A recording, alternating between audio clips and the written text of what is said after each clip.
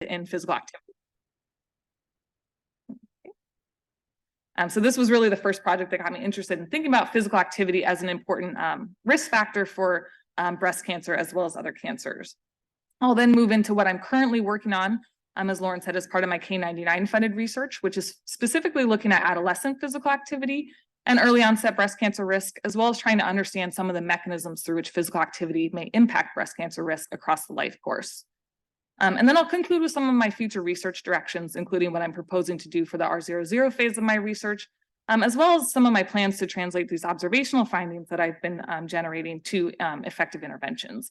And so hopefully by the end of today's talk, I'll at least begin to convince you that we need a life course approach for both studying as well as addressing physical activity and breast cancer.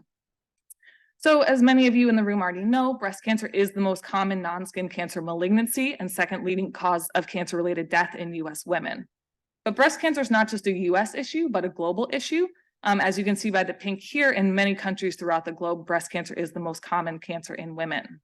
And it's estimated that over 2.3 million new cases of breast cancer were diagnosed in 2020, followed by 685,000 deaths. What's even more concerning is that it's estimated that by 2040, the burden of breast cancer is predicted to increase to over 3 million new cases per year, along with 1 million deaths per year. Now, there's already been a large body of evidence looking at breast cancer and trying to understand breast cancer etiology. So this is a well-studied cancer. So this includes research that's by now well established that having a family cancer history of breast cancer is one of the strongest predictors of an individual's risk. There's also been a large body of evidence to identify breast cancer susceptibility genes, including high penetrant genes such as BRCA1 and BRCA2. However, there's also been mounting evidence showing that there are things that you can do to modify breast cancer risk, such as through physical activity, things like alcohol consumption and body composition. But what our research group identified as a gap in this body of evidence is that there'd been limited research to date on how these intrinsic and extrinsic risk factors interact with one another to impact an individual's risk. So, for example, there'd been limited evidence to date on how exercise impacts underlying risk in women who already have increased susceptibility for breast cancer due to having a family cancer history. So this was the first research question that I set out to address, which was focused on trying to understand if the association between physical activity and breast cancer risk is in fact modified by underlying familial risk. So to give you a little bit more background on physical activity and breast cancer, so there's been several population-based cohort studies that have consistently found that physical activity does in fact reduce risk for both premenopausal as well as postmenopausal breast cancer. And as you can see in the schematic here, there's a number of plausible biological mechanisms through which physical activity could in fact reduce one's risk for cancer or improve prognosis after diagnosis, so providing evidence that this association is in fact causal. However, given that most of the epidemiologic evidence comes from population-based cohorts, what this means is that the question still remains of whether or not physical activity has the same impact on reducing risk in women who are at increased risk due to their underlying family history or genetic susceptibility for disease. And this is due to the fact that population-based cohort studies are largely comprised of individuals who are at average risk or even lower than average risk for breast cancer, as shown by the blue line there. And that means that these studies that use population-based cohorts really can't be used to make inferences about individuals at the higher risk tail of the familial risk continuum.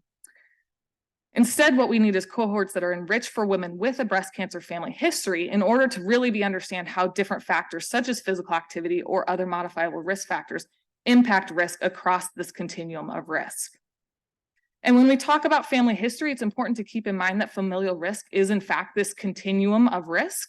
So as you can see here, this is just an illustrative example showing you that even in women that have the same pathogenic variant in a BRCA2 gene, which again puts you at increased risk for breast cancer, based on how strong of a family history you have for breast cancer or how many individuals in your family have a breast cancer diagnosis, your underlying risk is going to vary on this continuum. And this is an important point to make, just to note, because most of the prior studies that had considered family history in their analyses usually consider this as this dichotomous, yes, no, you have a family history, whereas really we're showing that this is a much more complex exposure. So as I said, what we need is enriched cohorts to really be able to look at how different risk factors interact with underlying familial risk for breast cancer. And so luckily for me, I had access to this prospective family study cohort which actually includes both the Breast Cancer Family Registry as well as Kehm follow-up study, which are two family-based registries that began recruiting women back in the mid-1990s. As you can see, this is an international cohort with sites in the US, Canada, Australia, as well as New Zealand.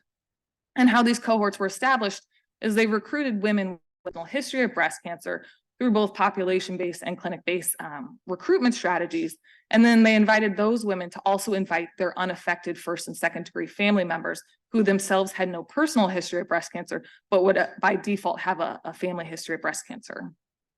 So this resulted in a cohort of over 30,000 women from over 11,000 breast cancer families. And again, because the unaffected family members were also enrolled in this cohort, this provided a sample of almost 19,000 women who themselves had no personal history of breast cancer at enrollment, but who have since been followed up for over 20 years for incident breast cancer cases, as well as other health outcomes. And this is just to show you that what the underlying distribution of familial risk looks like in prophecy. So here you can see now that we have this enriched cohort, we have a larger number of cases or of individuals who themselves are at increased risk for disease. However, it's also important to note, I don't know if this works, it's also important to note that we also still do have people that are at average or lower than average risk, even in this family-based cohort, allowing us to really look at effect modification across the continuum of risk. Here we're estimating family risk using the Boadicea risk prediction model. So this is just one of the several models that are out there that can be used to estimate absolute risk or an individual's lifetime risk for breast cancer. How this model works is it uses multi-generational pedigree data to estimate one's risk. So for the specific analysis of physical activity in prophecy, we decided to restrict this sample to just women who were unaffected with breast cancer at baseline to make this a truly prospective analysis. So this included 15,550 women.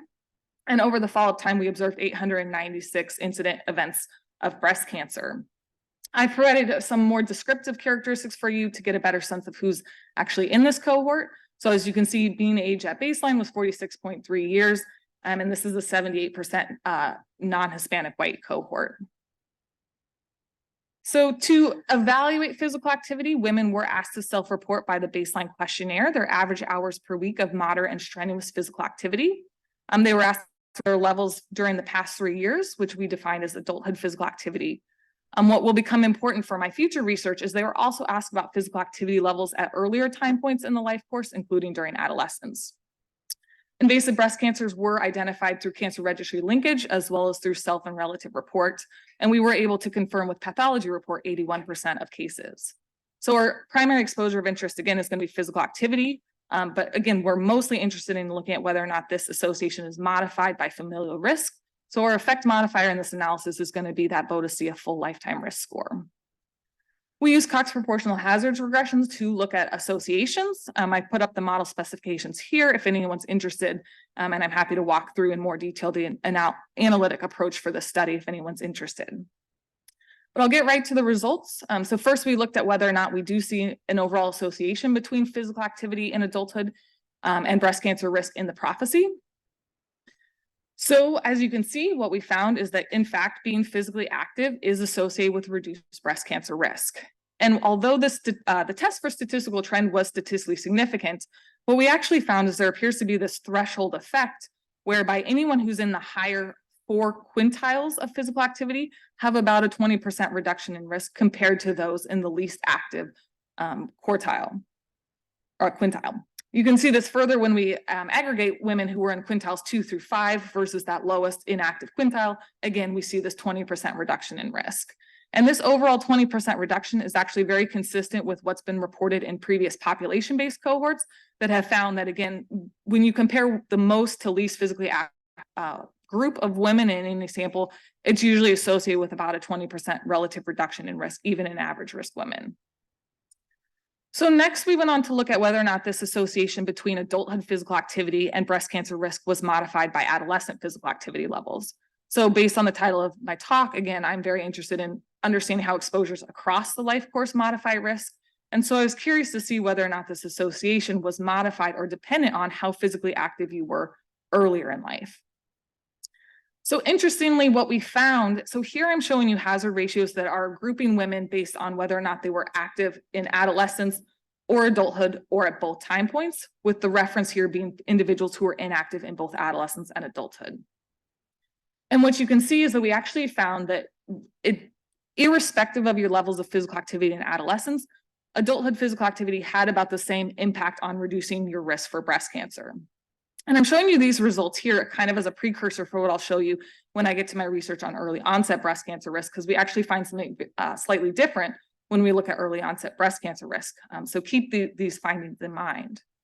But most importantly, for this first analysis, we then went on to look at whether or not this association was modified by underlying familial risk for breast cancer. So really the key question we were trying to address.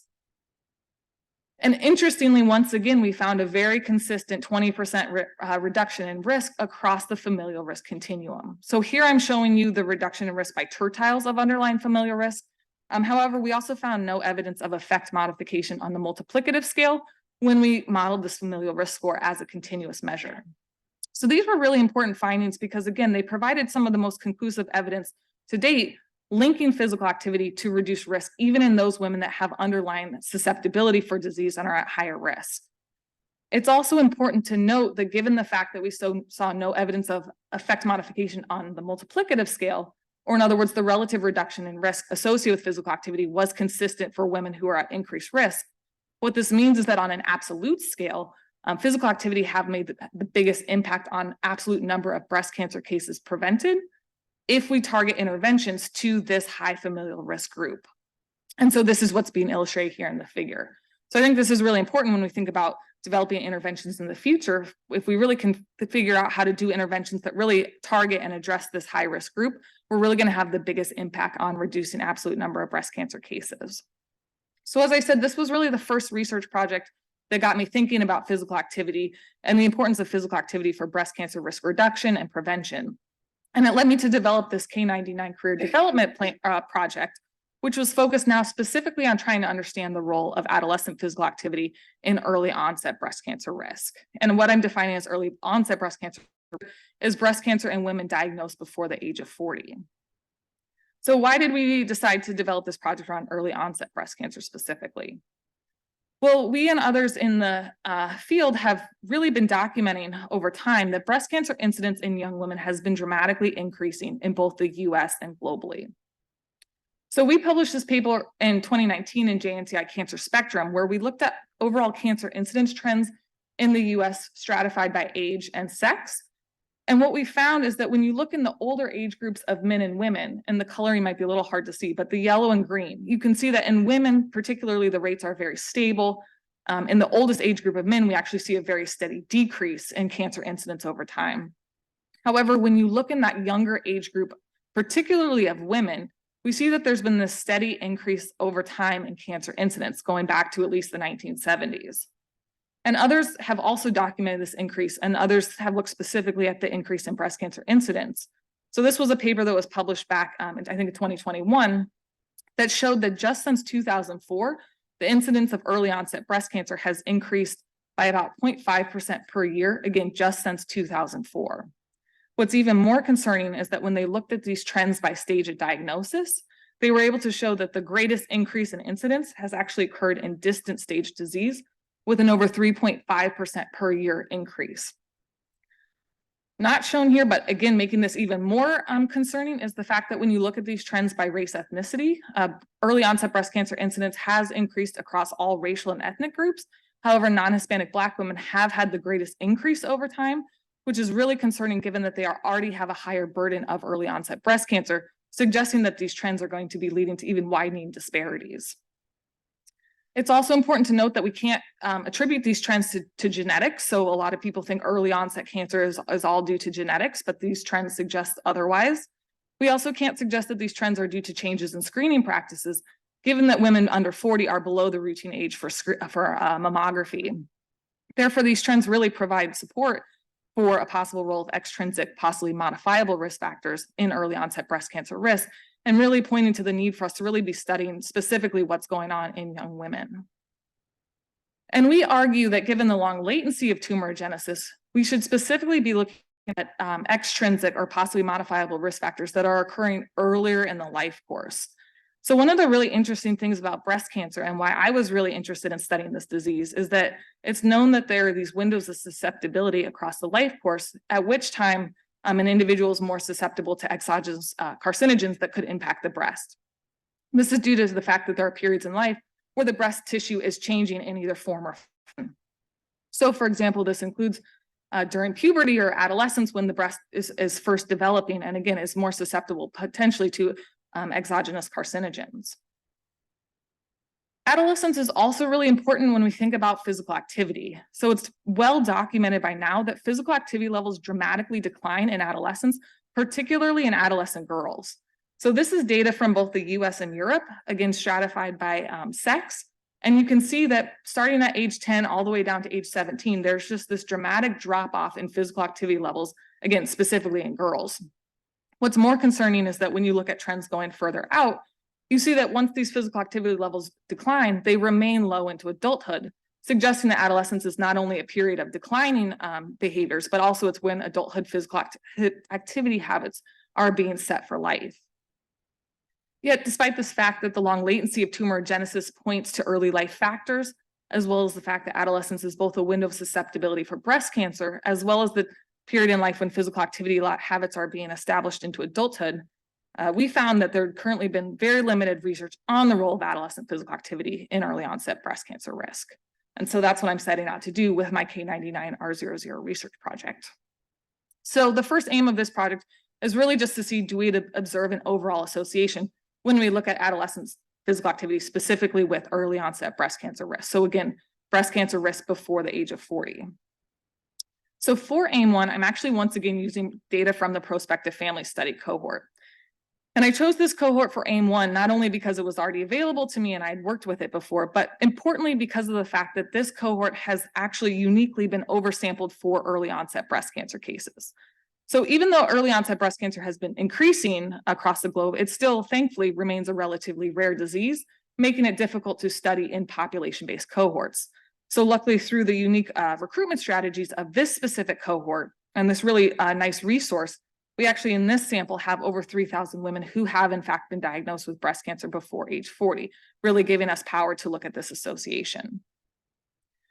However, we did decide to use an ambidirectional study design for this analysis. As you can see by the numbers up above, most of the cases of early onset breast cancer were diagnosed prior to study enrollment. And so by doing a truly prospective analysis, this would really significantly reduce our power. Our window of exposure of interest, again, is adolescence. So we were actually able to employ this study design, by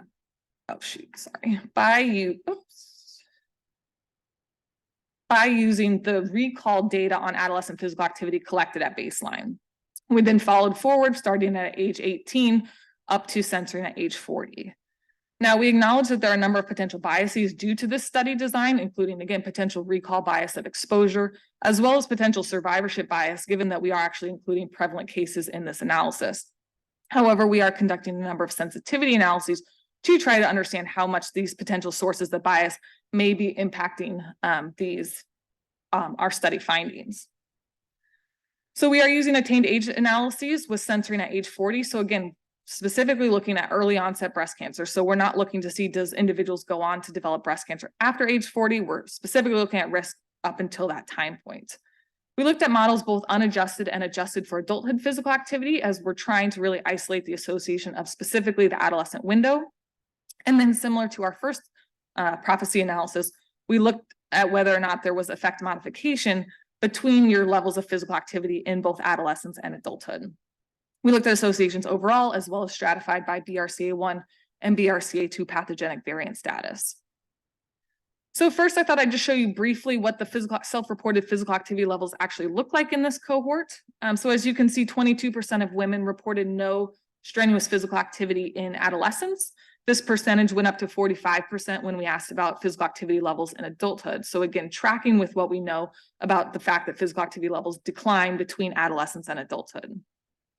We also did find that physical activity levels at these two time points were actually correlated with individuals, which is what you would expect, whereby individuals who were inactive in adolescence were going to be more likely to be inactive in adulthood and vice versa. However, it's important to note that these two measures are not completely related, again, supporting that people do change their physical habits over the life course. But now getting right to our main analysis. So again, we're looking at whether or not physical activity is associated with early onset breast cancer risk. And what we found is that prior to adjustment for adulthood physical activity, being in the highest versus lowest quartile of physical activity in adolescence was associated with a significant 11% reduction in onset breast cancer risk. Once we went on to adjust our models for adulthood physical activity, this association was slightly attenuated and no longer statistically significant in our overall sample. However, once we looked at associations stratified by BRCA1 and BRCA2 carrier status, among non-carriers or women without those high penetrant pathogenic variants, we found a much more consistent association whereby even adjustment for adulthood physical activity, there remained this significant association between adolescent physical activity and early onset breast cancer risk. By contrast, when we looked at the association in women with these high penetrant pathogenic variants, we now found no evidence of an association between adolescent physical activity and early onset risk. This association actually surprised us a little bit because prior research had actually suggested that early life physical activity may delay the onset of breast cancer in women with these pathogenic variants. So we were expecting to see an inverse association. However, I will note that the sample size is much smaller for this subgroup. And so I think we really need further analyses to look at what's going on in these high-risk women.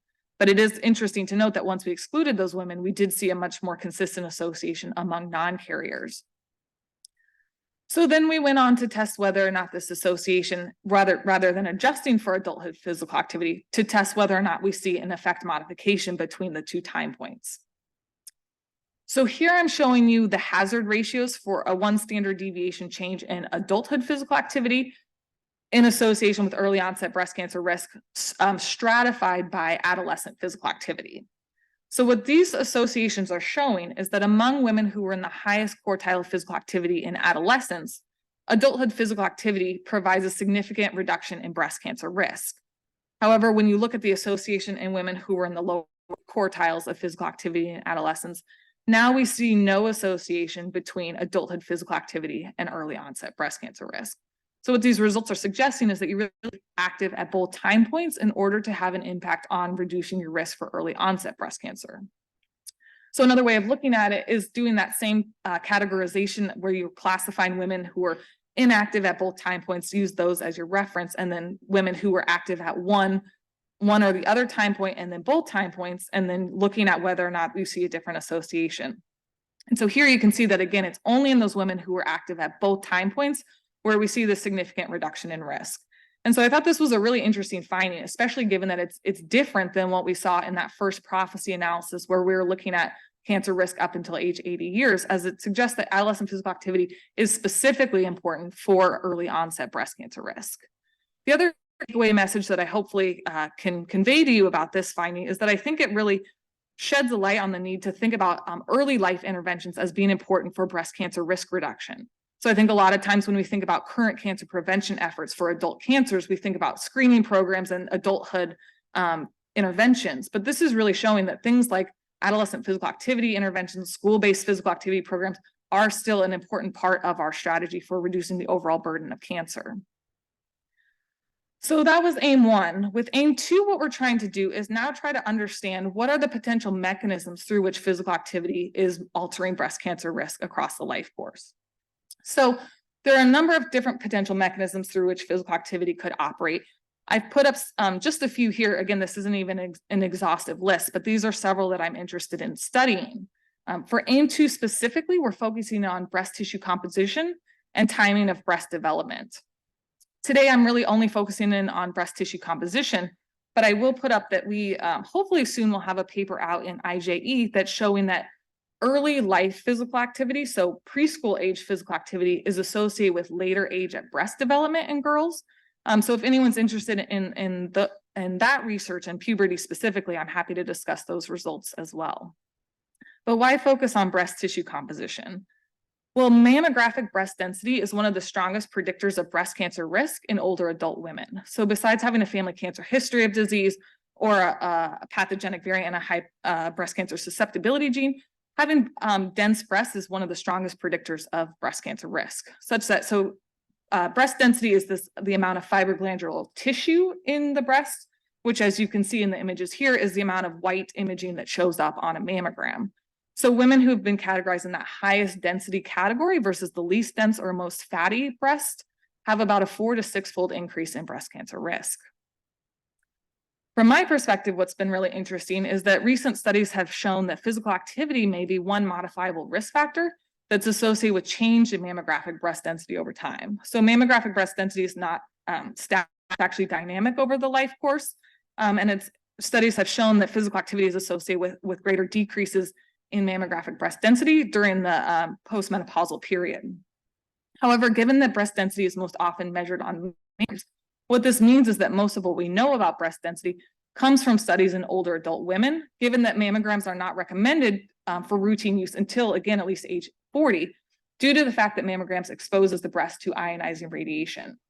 There's currently very limited data on breast tissue composition or breast density prior to adulthood, and specifically, there's no current data on whether or not physical activity in early life is associated with breast density prior to adulthood. So this is what I set out to address with my aim 2 of my project. And to do this, I'm using data from Columbia's Breast Cancer and the Environment Research Project, or Columbia BSERP study.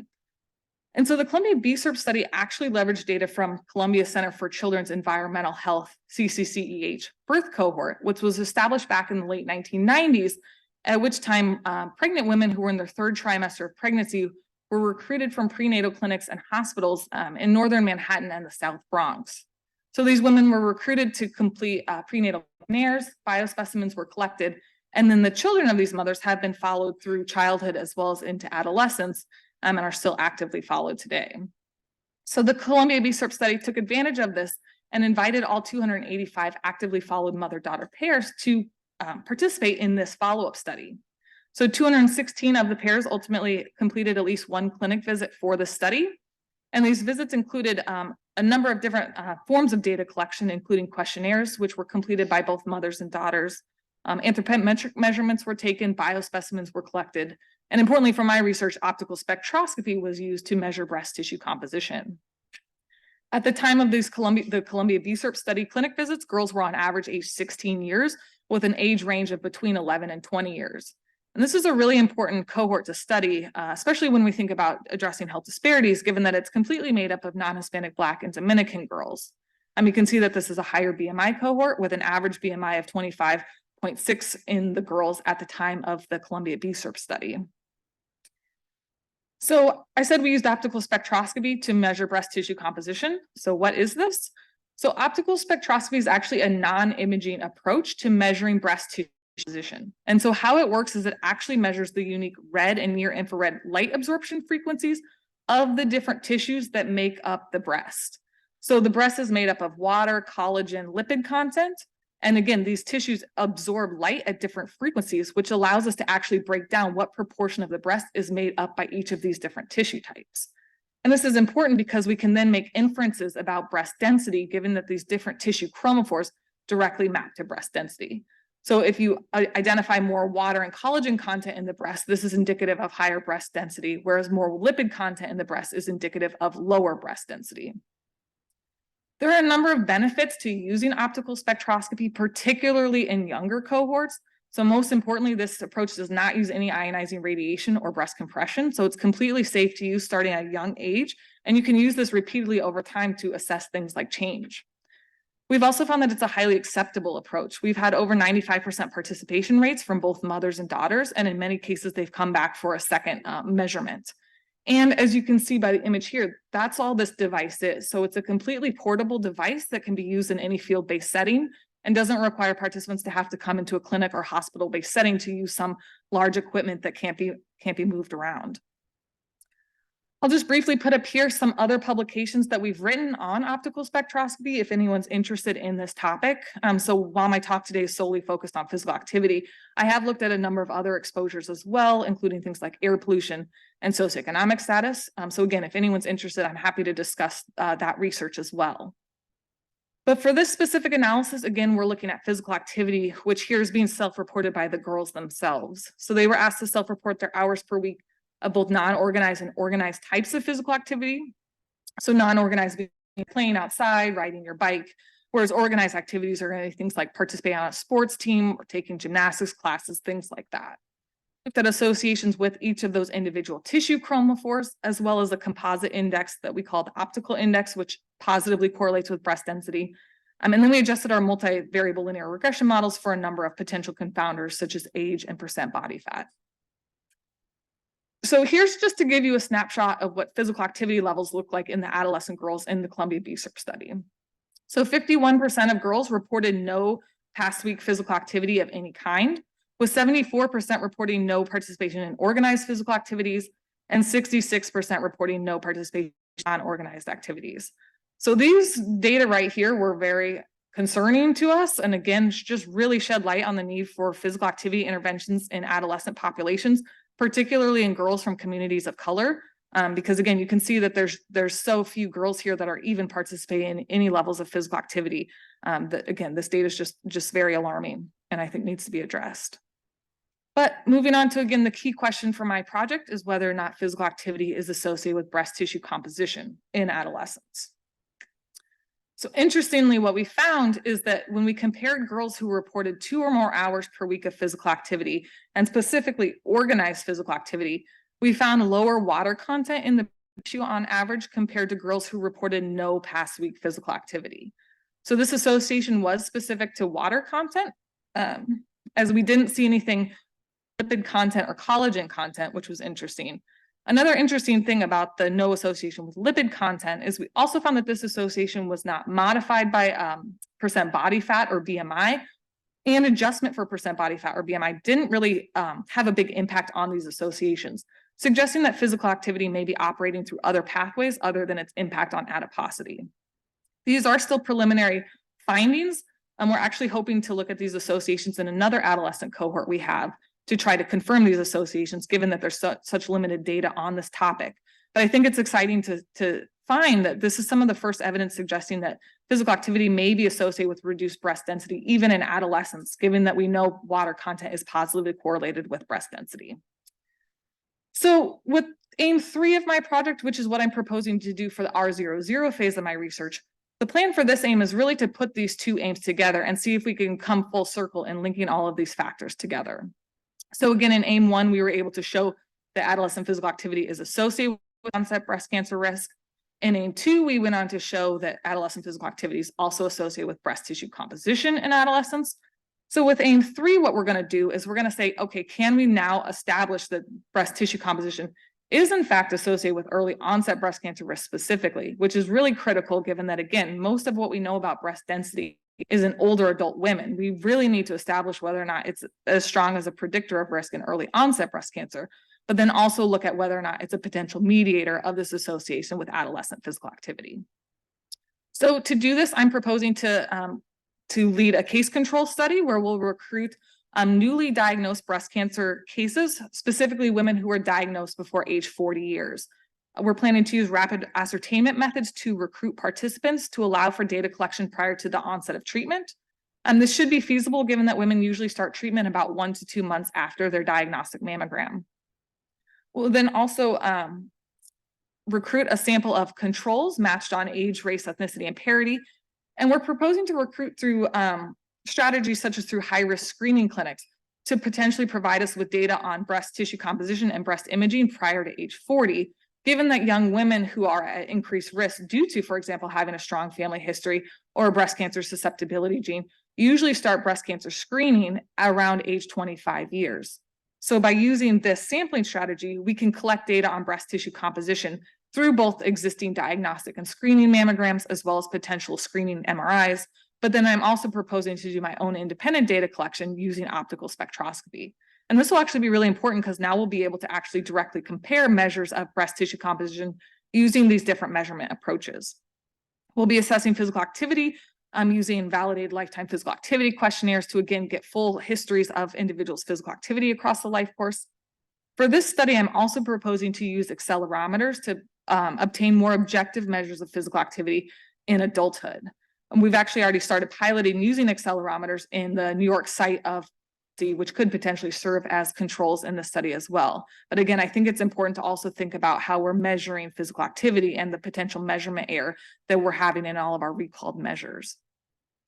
So this case control study, again, is really how I see completing the aims and really objectives that I set out to do with my K99R00 research. I also see this case control study as an important opportunity for me to start collecting data and springboard future R01 level funding projects. So I want to continue doing etiologic research, trying to understand breast tissue composition across the life course and its relationship with modifiable factors such as physical activity. And I think to do that, most importantly, what we need are these repeated measures of these biomarkers over time to really understand change over time. So, for example, the controls could then be serially measured using both optical spectroscopy as well as any screening imaging that they have done to try to really assess change over time now that we've established these cross-sectional associations. While my talk today has mostly been focused on breast cancer risk, I'm also very interested in outcomes after breast cancer and how things like physical activity lead to adverse or reduce risk for adverse events after a breast cancer diagnosis. And so this is something that I really want to follow forward with the cases that we're able to recruit from this study. So what does physical activity do in terms of treatment response, as well as outcomes such as breast cancer recurrence or long-term all-cause mortality? And then, as I've been hinting throughout this study, or this I'm most interested in seeing how we can start to translate these observational findings into effective interventions. And this is really critical given the fact that I think the evidence, the epidemiologic evidence, is becoming overwhelming, suggesting that physical activity, we know there's so many benefits of physical activity, and I think the evidence supporting it in breast cancer risk reduction is there as well. So my own research has contributed to this by showing that it reduces risk in women with a high risk due to their family history of disease, as well as linking it to early onset breast cancer risk. But I really think the next step with this research is now to try to identify and develop effective interventions that can reduce risk, specifically in high-risk populations. And the need for this intervention work, specifically in high-risk groups, became even more apparent when we did the systematic review several months ago, where we reviewed NCI's database of evidence-based interventions for cancer prevention and control. And what we found is there's just this significant gap in evidence-based interventions, specifically for younger women and specifically for younger women from community color and other disadvantaged backgrounds. So if you search physical activity interventions in breast cancer survivors, a number will come up, but if you look at them, they're mostly done in older white populations.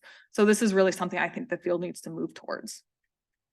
I've actually had the opportunity to begin to work on some of these interventions that could potentially be effective. So we've been working with a community-based partner, Moving for Life, who provides dance exercise classes to cancer survivors throughout New York City.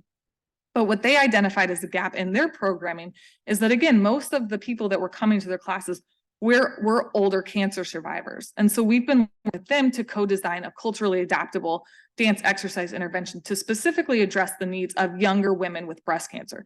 Given that, as you can imagine, younger women, so a woman who's diagnosed at age 35 is going to want a very different type of intervention or dance exercise class than someone who might be in their 70s or 80s. So we've actually applied for grant funding through the state for this project, and we're continuing to try to get this up and running. The other intervention that I've actually had the opportunity to help develop is this web-based wellness program that we developed for women who were receiving genetic testing for breast cancer susceptibility genes. And so we wanted to develop this program because we were interested in seeing if we could provide women with education and potential intervention tools to address can do to modify their risk for breast cancer at the same time that they're learning about their genetic risk for disease. Right, so you find out you are at high risk, but we now have the data to show, but there are things you can do to reduce your risk. And so we wanted to see if we could develop an intervention to address that. So to do this, we actually adapted an existing intervention that had been developed for pre-diabetic populations, and we adapted it to our population. We actually were able to pilot test this study I think it was last fall, to test the feasibility of this. So we recruited 31 women from Columbia's high-risk genetics clinic. We provided all 31 women with educational materials about lifestyle modification that they could do to reduce their breast cancer risk. And then 20 of these women were randomized to receive this web-based program, which again, I'll provide more details about if anyone's interested. But then again, this was a feasibility study, so we did do some assessment of how this impacted their knowledge and beliefs about breast cancer risk, as well as their self-reported physical activity habits. But most importantly, we are really trying to observe whether or not this was not only feasible, but an acceptable type of intervention. So is it acceptable to provide individuals with information about lifestyle when really they might just be coming in to learn about their genetic risk. So that was really what we set out to do with this feasibility study. So this is just kind of to give you an overview of what the types of educational materials look like. So again, activity obviously is important, but we also provided information about environmental chemical exposures, alcohol consumption. So really just providing women not only with information, like these are things that this is what the data shows, but then also tools about how they could address these different exposures if they were interested. Again, I'm not going to go too much into how the web-based program actually worked, but this is just to give you a snapshot of what the interface looked like. So it was mostly focused on personal goal setting, personal self-monitoring, tracking, and then health notes were integrated throughout this program. Again, this is very preliminary, but I wanted to show just a little bit of data that we collected from this feasibility, specifically looking at how this intervention impacted, again, knowledge and beliefs about things individuals could do to impact their breast cancer risk. And so as you can see here, this was comparing how much individuals agreed with these different statements pre and post intervention. And so after the intervention was completed, 30% of women actually agreed more with the statement that exercise is effective at preventing or delaying breast cancer. And we were excited to see that no women agreed with that statement less after completing this intervention. So suggesting that this intervention at least provides women with some knowledge about things that they could possibly do to reduce their risk.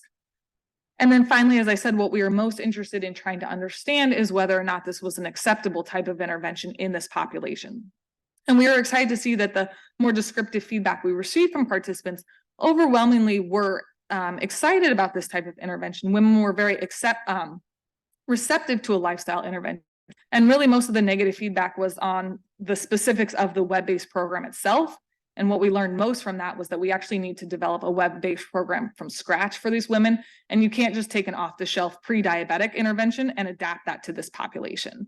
But I think this provided the support to at least say this could be an effective approach for future grant funding to try to develop a type of programming specifically for breast cancer individuals at increased risk for breast cancer. So this is my last slide, and I know I've gone through a lot today, but hopefully I've at least started to convince you that we need a life course approach to both studying breast cancer as well as intervening and addressing physical activity and breast cancer. So for example, going back to the beginning, I think it's well established by now that adulthood physical activity is critical for reducing breast cancer risk across the population, including in high-risk women, as shown by that first study. We've also started to develop the evidence to show that we also need to be physically active in adolescence to reduce our risk specifically of early onset disease. And importantly, we need to maintain it into early adulthood. With my research, we've also begun to try to elucidate the different mechanisms through which early life physical activity could reduce breast cancer risk. So including in adolescence through reducing breast density, as well as, and again, I can go into the study further if anyone's interested, but showing that early childhood physical activity may be important for reducing breast cancer risk through to its impact on the timing of breast development. So given that this etiologic evidence is showing that across the life course, we're seeing associations and impacts on risk, what this really means is that we now need to start thinking about interventions that also address risk and physical activity across the life course. And so I'll just leave you with one final thought of an effective way for doing this, and something we've thought a lot about is potentially through family-based interventions. So this could be an intervention strategy where you could actually reduce risk at different time points across the life course in different generations of individuals. So for example, if you have mothers and daughters participating in a physical activity intervention, you can reduce breast cancer risk in the daughter during her adolescent window of susceptibility, while also reducing risk in mothers during the adulthood window of susceptibility. So with that, I want to leave time for questions. But I really need to acknowledge all of this work is because I've been here for the past 6 years and worked with the most wonderful people, particularly Mary Beth Terry. So as Lauren said, when I first started here, I was actually in childhood cancer research, and she really took a risk on me by getting me involved in breast cancer and really allowing me to explore this really important field where so many others are also working on. So Prisa Tranifers is my secondary mentor on my K99. Lauren, obviously Jasmine, I know is on Zoom. And then the other really great opportunity of working here is, as you can see, you get the opportunity to really work with collaborators across institutions and really across the globe. So this has just been the most wonderful training environment. So I really want to thank everyone for that. But with that, I'm happy to answer any questions, and yeah, thank you so much.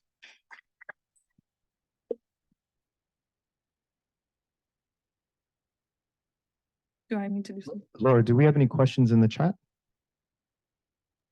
Not so far. Okay. If anybody has any question.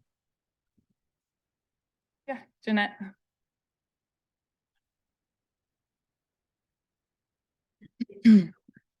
First, great talk, super clear, really great.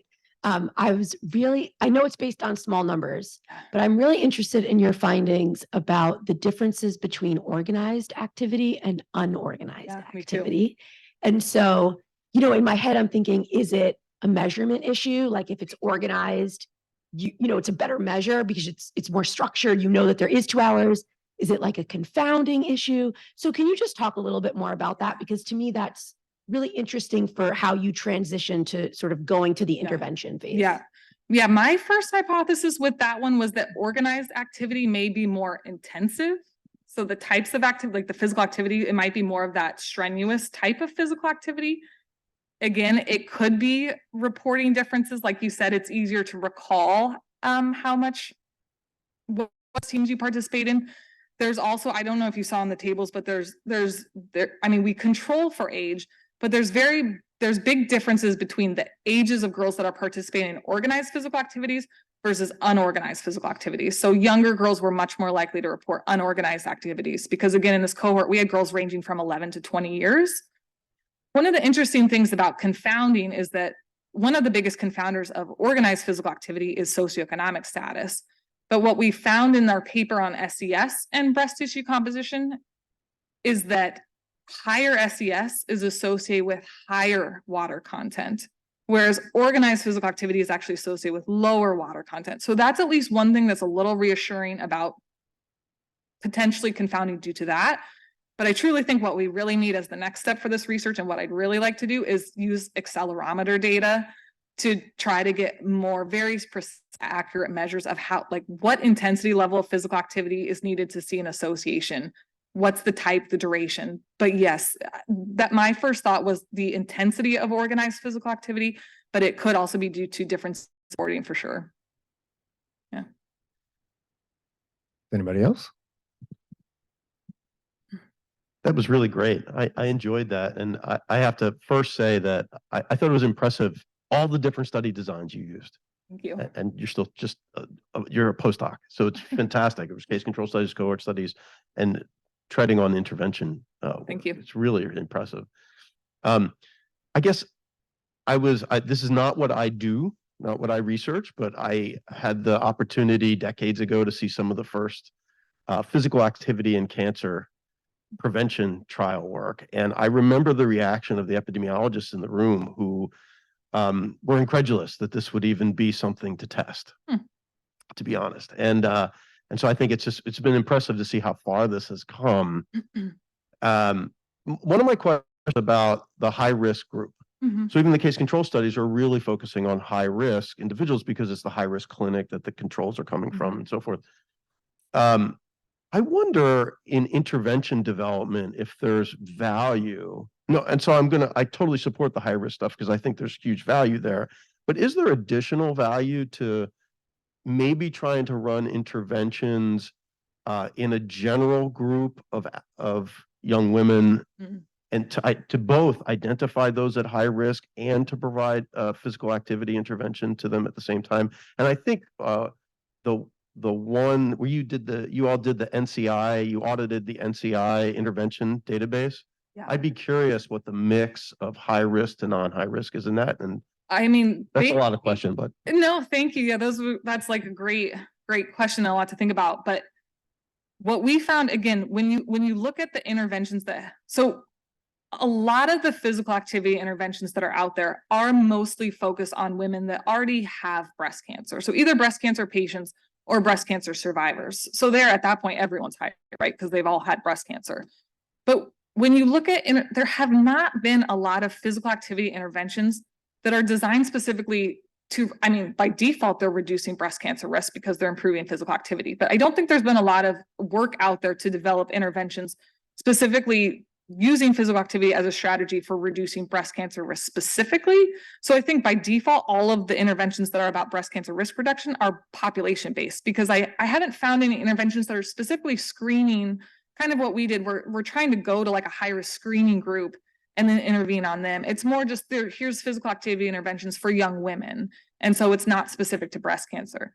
But I think it's an interesting point that you threw out there of, could we use, you know, a population-based intervention as also an opportunity to identify women at high risk and then again provide them with information. And that's kind of what we're trying to do with the high risk screening clinic intervention.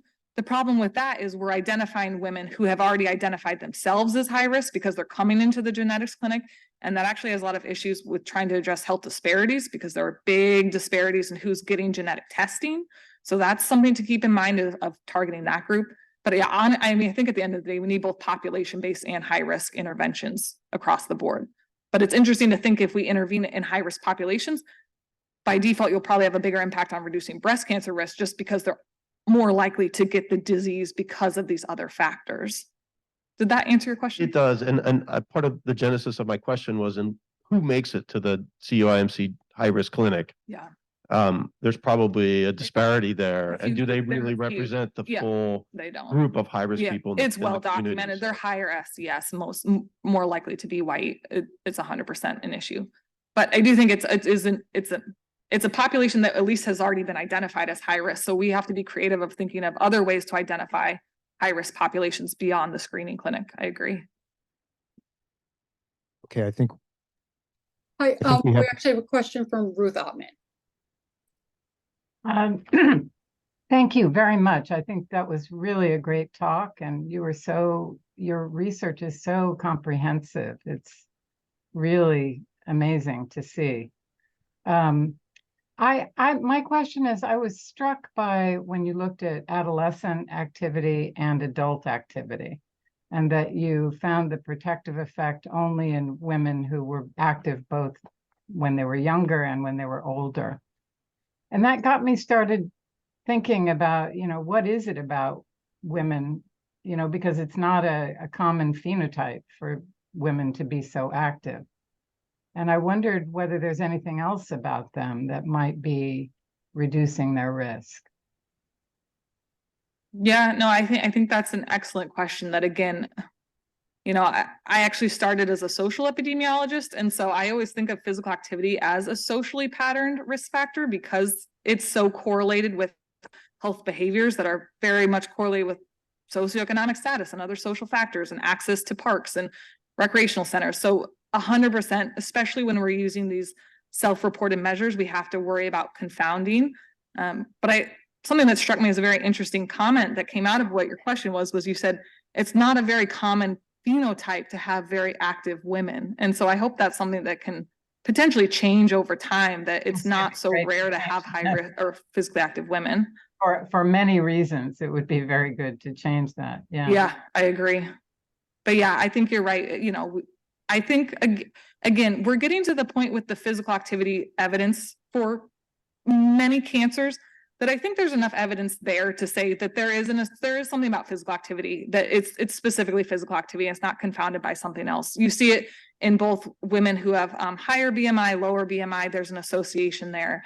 But I think these are the questions I want to really address: is how much physical activity do you need? Is it confounded by other things? Is the time active? Why is that important? Is it important? So I think there's still a number of questions we need to address with physical activity. But I think it's much further along in terms of other exposures that are being focused on in terms of cancer, in terms of where the evidence is actually at. I don't know if that answered your question, but I think I agree with what you're saying about potential confounding. You know, maybe a study design that is designed really to get at the question of causality would be useful. Yeah. Yeah, and an intervention, right? We could do you can actually randomize people to physical activity interventions. So that's possible. Yeah, it's certainly not going to hurt anyone. No. Thank you for a great talk. Thank you. Okay, I think that's it. Thank you so Okay, much. thank you, everyone. Thank you.